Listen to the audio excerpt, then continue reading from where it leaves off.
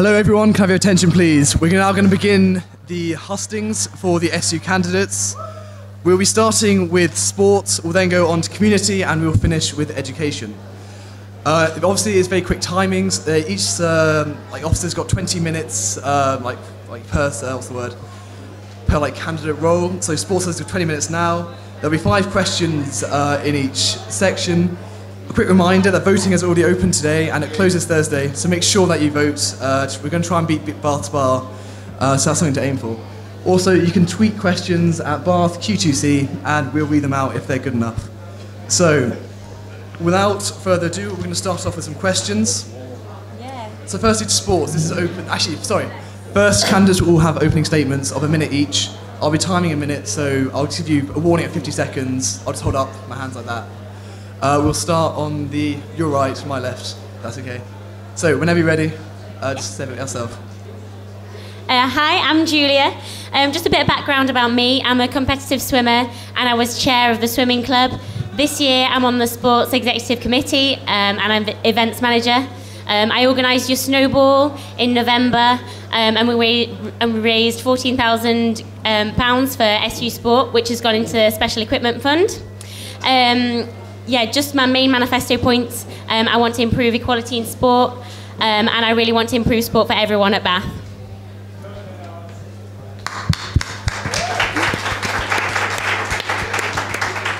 Thank you. And now from Stu. Hi guys, my name is Stu. I've been the chair of 2 different sports clubs, and I'm the current chair of the SU Sport Exec. I have a huge knowledge of SU Sport and a load of experience in handling and managing sport in general. Some of the big manifesto points I have work on developing sport from within clubs. My full manifesto is online, so if you go ahead and read it there. Otherwise, thank you very much.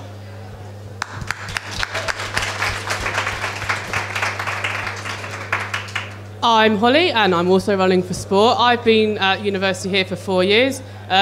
Amazing 4 years of my life. For all 4 of those, I've been in 2 sports clubs, triathlon and water polo.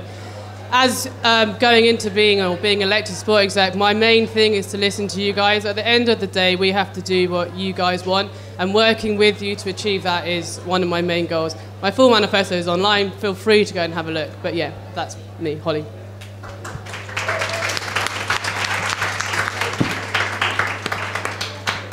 Right, so the first question is an open question to all candidates, and it's about recreational sports. And the question is, how are you going to incentivise committees to make sure that recreational opportunities are available to all members? And I think we'll start with Stu. You answer that. My manifesto point is about creating incentives. I think the way clubs want to develop these days is they want more resources, more money, more funding. So I think by offering that will, among other conditions, to increase recreational sport programs or into halls potentially, is a great way to do that. And there is room in the budget to move things around and offer that to clubs available and have that available. Any other comments from either candidate? Yeah, so I've kind of got a bit of a different perspective on rec sport in that I've got a policy or plan to kind of change how we do it. At the moment, we all pay £30 for a membership to a club, which is fine. And whether we can get that £30 for a recreational membership, so we can go to the sports recreational clubs across the board, so you could go to volleyball one week, basketball the next. That would then make a pot of money which can go back into sports for people and clubs to then use. And not only that, will help bring membership numbers up for the individual sports clubs, because people will be having a go and trying it rather than having to commit to one sport. Thank you. I think one of my main goals is just to get as many people as possible involved in recreational sport. I really don't want anybody to be missing out on that opportunity because they're intimidated or because they're self-conscious about going into sport. I really think it's a valuable part of the student experience, so everybody should be getting involved if they want to. I don't want anybody to be held back.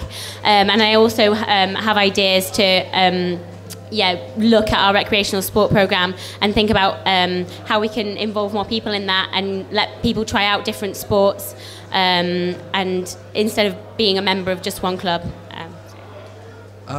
In committees right now, often recreational sports are actually disregarded. So my question is, how are you going to make sure that committee members specifically take recreational sports seriously?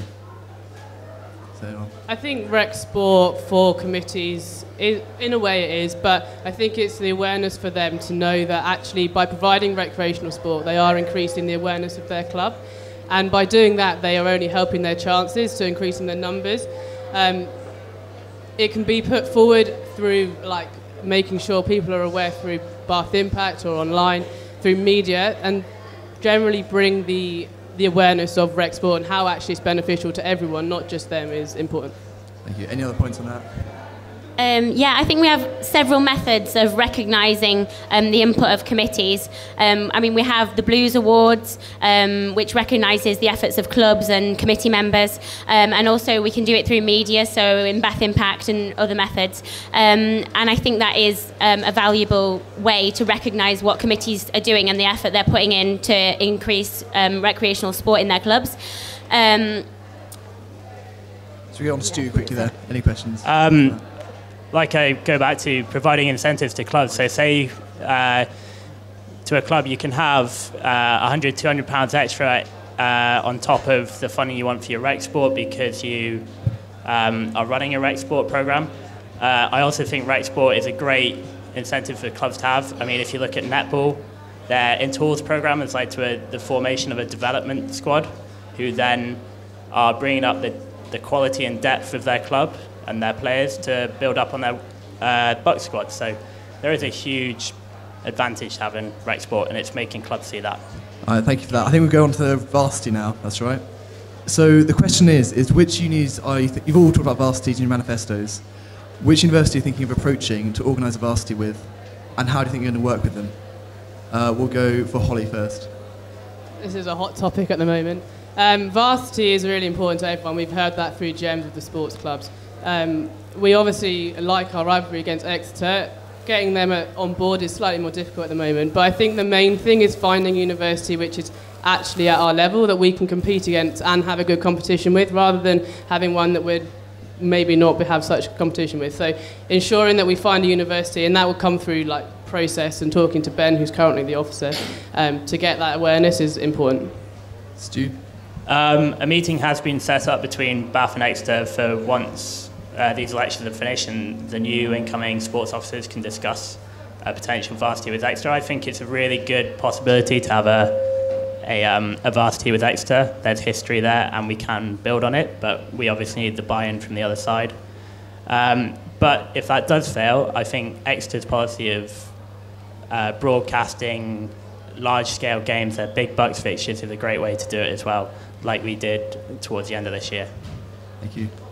I agree that I think Exeter is a good partner, and we should be trying to work with them on the varsity. But there are two ways of looking at it, and either we could have a series of varsity matches, which are fixtures that are already in place, and we could see those as varsity matches, or we could try and set up an event, which at the moment Exeter aren't that keen about doing. But I think if we look at it early on, then it could be a possibility. Okay, thank you for that. We're now going to go on to Bucks and how you're going to raise certain issues with that. So the first one is to Holly, and it's how would you make the Bucks funding system more fair for tournament-style clubs such as judo? Okay, so this has gone under scrutiny this year. We have some clubs who are putting a lot of work into getting their opinions together so they can come forward to us with ways they want to improve.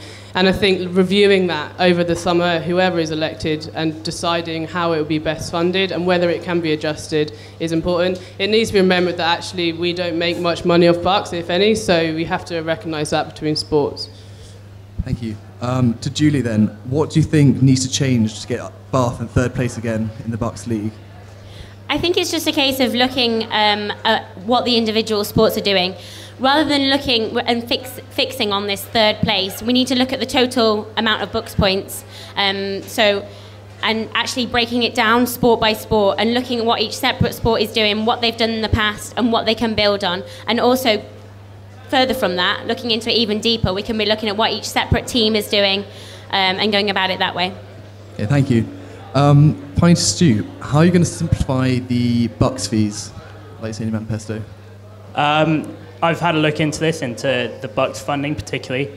Most people don't know that the SU's central budget for Bucks decreased by £17,000 last year. and Bucks is still being sustainable. So the Bucks fee is now sustainable, but there is potential to offer more support. I think things like these decisions need to be made public and more transparent to clubs. There is room to distinguish between a Bucks fee for tournament and league sports. I have investigated into this, and that's something I would like to do. And by starting from the ground up again, be able to provide a clear indication of what the criteria is and what it comes with. Thank you very much, Stu. We're now going to move on to facilities and how you're going to deal with staff when booking facilities. So how do you think you're well prepared? We'll start with Julia this time. How do you think you're well prepared to deal with members of staff and like working with people in STV to make sure that facilities are being used by students rather than external clubs? Sorry, what's the question? That members of staff are... Sorry. Do you think you're well prepared to work with members of staff and other candidates in the STV? Am I prepared? Yeah. Yeah, of course, yeah. I think students should be the priority in the STV. And I think actually looking at facility time, obviously we've got growing numbers of students, and we need to be making do with the facilities that we've got for the moment. In the long term, we do have plans to put extensions on the facilities and to grow the facilities, but in the meantime, we need to be making do with what we've got, and actually I think we can be going about that several ways. I think we need to get our clubs working better together. Clubs that are using the same facilities should be supporting each other, and if a club isn't, for example, using a certain session, maybe they're going away for a weekend on a trip or whatever that might be, instead of cancelling that session, I think they should be offering it to other clubs who might use it and who would make good use of it, that works vice versa. So I think everybody would benefit from that sort of situation. What I'd also like to introduce as well is a second review period within the academic year. So what happens at the moment is that we put the facility time allocations in place at the beginning of the academic year, and the clubs have what they have for the entire year, and if that doesn't work at any point for them, it doesn't really get reviewed. I think we do need a second review period where we look at who's meeting the membership targets, who's exceeding them, who's not meeting them, and where the facility time is being used well and where it isn't, and reallocating it. Thank you very much. Any other comments from the candidates about facilities? I think a really strong SU Sport officer candidate will be able to work with the senior member of staff in the sports department, and acknowledging that the sports department have a huge number of resources and facilities available, and working out the differences, the little snags there are, and working directly with them to alleviate those issues both for clubs and for students in general. Thank you. Holly. Yeah, I agree to those. I feel that I've come into this with a year of experience abroad where we organised sport for Auckland in New Zealand.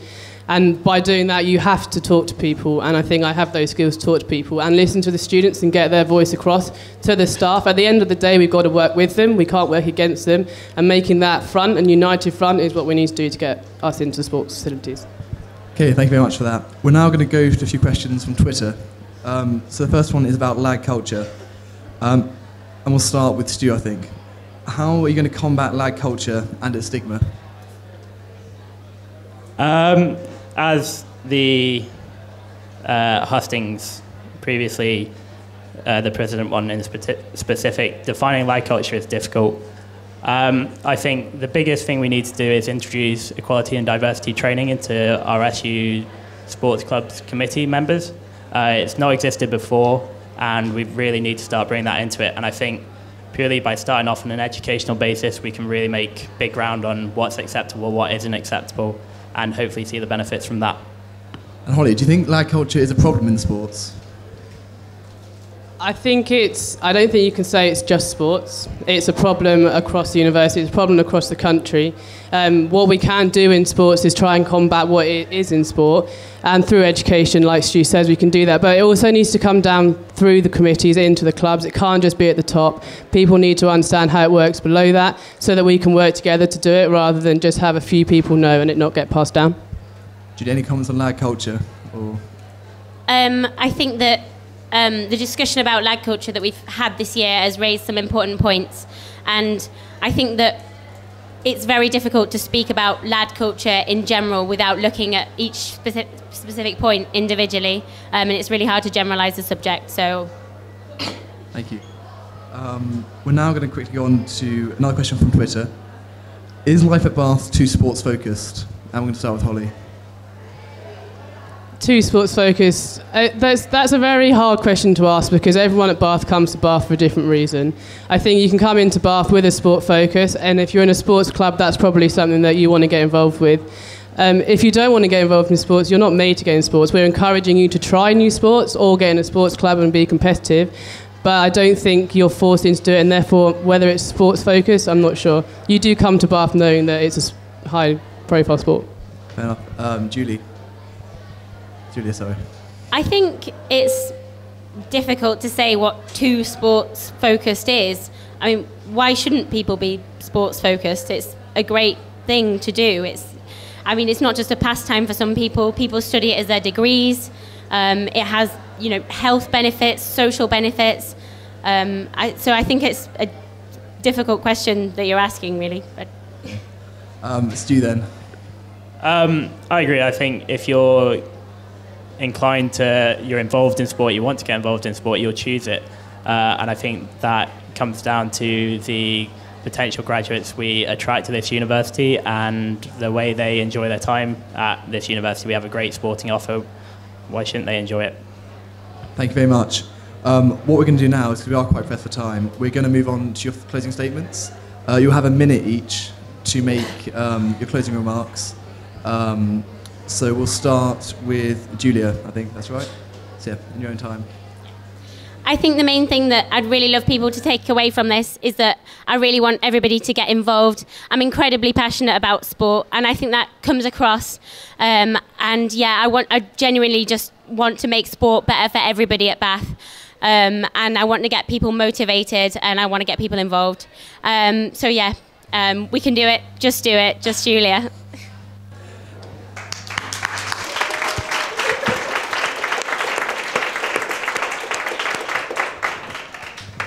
Thank you very much. And now Stu. I'd just like to say that I have a huge amount of knowledge and experience in SG Sport. I've been here for too long, probably. And from that knowledge and experience, I can really hit the ground running from day one at the start of summer and have things that are on my manifesto sorted out by the time you come back and be able to improve sport at Bath for you. But yes, read my manifesto online, find me on Facebook, but please remember to vote and vote for Stu.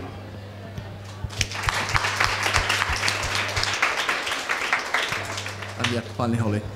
So I've been involved in sport recreationally and competitively across the years I've been here, and I feel like everyone should have the opportunity to do that.